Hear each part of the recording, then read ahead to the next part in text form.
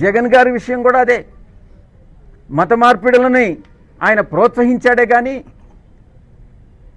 కొన్ని వందల చర్చిలు కట్టేదానికి ఆయన సహకరించాడే కానీ ఆయన ఏ రోజు కూడా హిందూ మతాన్ని ప్రోత్సహించడానికి ఆయన సహకరించలేదు అన్నటువంటి విషయాన్ని నేను అందుకే ఆయన కూడా మళ్ళీ రేపు ఎలాగూ బీజేపీతో జతకట్టలేడు కాబట్టే రేపు కాంగ్రెస్తో అవసరం వస్తుందేమో ఎందుకు ఇటువంటి విషయాలను లేవనెత్తడం అని ప్రతిపక్షం కూడా ఈరోజు నోరు విప్పనటువంటి పరిస్థితి.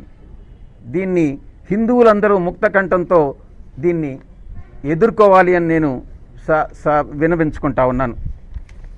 వాళ్ళు ఉండరు, ఎవరికి ఎవరూ శత్రువులు కాదు, ప్రత్యర్థులు మాత్రమే. అంటే మీరు గతంలో మరి 10 ఏళ్ళు నేనే చెప్పాను ఆ ప్రశ్న. గతంలో 10 ఏళ్ళు ఏం చేశారని అంటే నేను కాదు కదా సీఎం. గతంలో 10 ఏళ్ళు ఎవరు సీఎంగా ఉన్నారో వాళ్ళని మీరు ప్రశ్నించండి, వాళ్ళ దగ్గర నుంచి జవాబులు సేకరించండి. అంటే నేను ఒక ఎంపీగా ఉన్నాను, ఇప్పుడుండేటటువంటి ఎంపీలకు కూడా అదే రకంగా మిమ్మల్ని మీరు ప్రశ్నిస్తారా? ఎంపీలకు ఎంతవరకు పవర్ ఉంటుంది? ఎంపీ ఏం చేయగలడు రాష్ట్రంలో? బయట ప్రపంచానికి తెలిసేది వేరే, లోపల రీజనల్ పార్టీస్లో జరిగేటటువంటిది వేరే. అవన్నీ బయట చెప్పుకోలేం, చెప్పుకోలేక కుమిలి కుమిలి ఏడవాల్సి వస్తుంది. అది పరిస్థితి. అంటే ఇప్పుడు ప్రతిపక్ష పాత్ర కూడా జగన్ పోషించలేకపోతున్నారు. ప్రభుత్వాన్ని నడిపించలేనటువంటి అసమర్థ ముఖ్యమంత్రి చంద్రబాబు నాయుడు గారు, ప్రతిపక్ష పాత్ర పోషించలేని అసమర్థ ప్రతిపక్ష నాయకుడు జగన్మోహన్ రెడ్డి గారు. ఇంతకన్నా ఏం స్పష్టంగా చెప్పమంటారు? అంటే ప్రతిపక్ష హోదా లేదు కాబట్టి ఎవరున్నారు ప్రతిపక్షంలో? ప్రతిపక్ష హోదా ఉందా లేదా అన్నటువంటిది కాదు ముఖ్యం.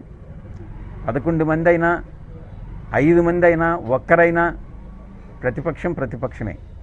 ఆంధ్ర రాష్ట్ర అసెంబ్లీలో వేరే ప్రతిపక్షం లేదు. మిగతా మతాల పట్ల కూడా గౌరవంగానే అలాగని హిందూ మతాన్ని కించపరిచే విధంగా, హిందువులని బలవంతంగా కన్వర్ట్ చేసేటటువంటి ఏ విధమైనటువంటి చర్యలనైనా, లేకుంటే హిందూ సాంప్రదాయాల్ని భంగం కలిగించేటటువంటి ఏ చర్యలనైనా నేను అడ్డుకుంటాను.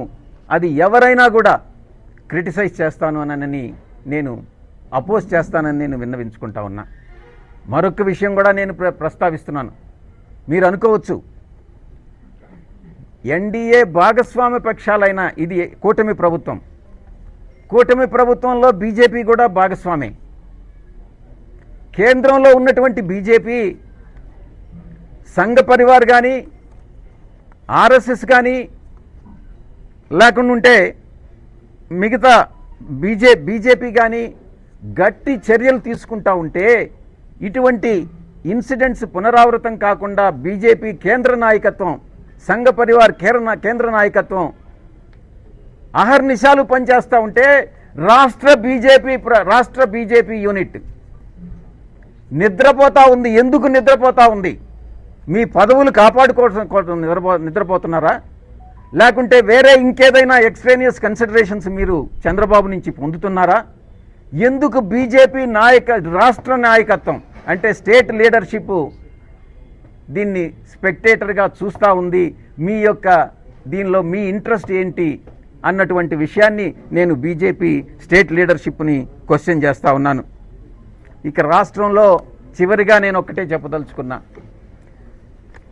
ఎవరికి ఏ అన్యాయం జరిగినా కూడా,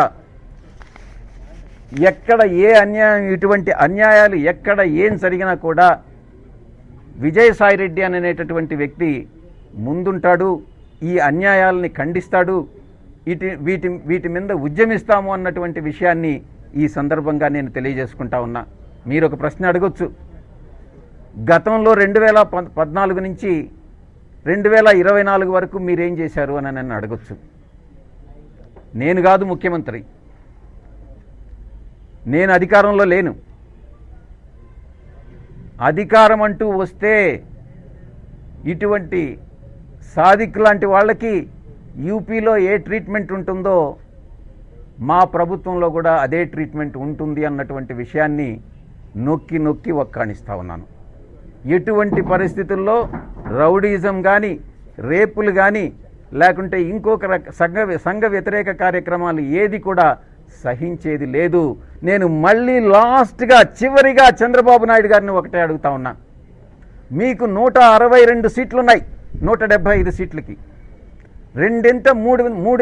రెండు వంత మెజారిటీ ఉంది, 2/3 మెజారిటీ ఉంది.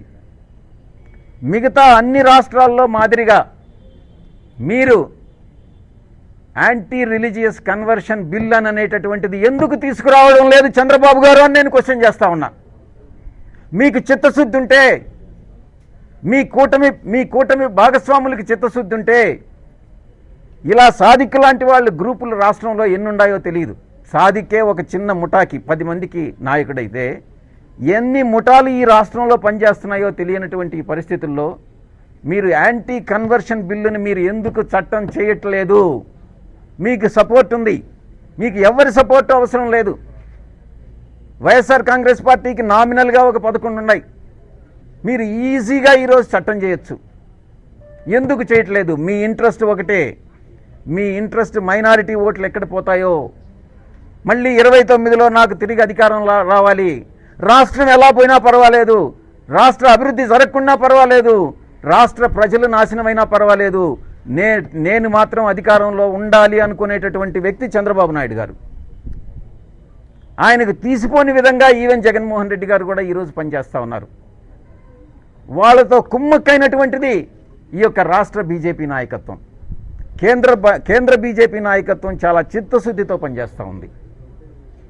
కాబట్టి ఈ విషయంలో నేను అటు డీజీపీ గారితో కానీ, ఇటు ఈ జిల్లాలో ఉండేటటువంటి పోలీసు యంత్రాంగంతో కానీ నేను నా ఎఫర్ట్స్, నేను చేయగలిగినటువంటి ప్రతి ప్రయత్నము చేస్తాను.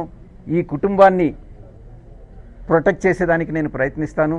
ఈ ఆస్తులన్నింటినీ ఏదైతే సాదిక్ లాక్కున్నాడో కొన్ని కోట్ల రూపాయలు విలువైనటువంటి ఆస్తుల్ని తిరిగి తీసుకొచ్చేదానికి నా వంతు కృషి నేను చేస్తానని, చివరిగా రియాన్షికి సంబంధించి భవిష్యత్తులో విద్యకు సంబంధించి ఏ ఖర్చైనా కూడా మేము భరిస్తాము అన్నటువంటి విషయాన్ని భాస్కర్ రెడ్డి గారికి కూడా చెప్పడం జరిగింది. ఇది నిలబెట్టుకుంటామని అనేటటువంటి విషయంతో నేను ముగిస్తా ఉన్నాను.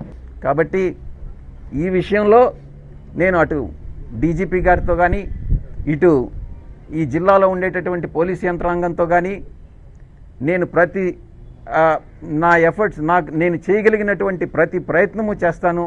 ఈ కుటుంబాన్ని ప్రొటెక్ట్ చేసేదానికి నేను ప్రయత్నిస్తాను.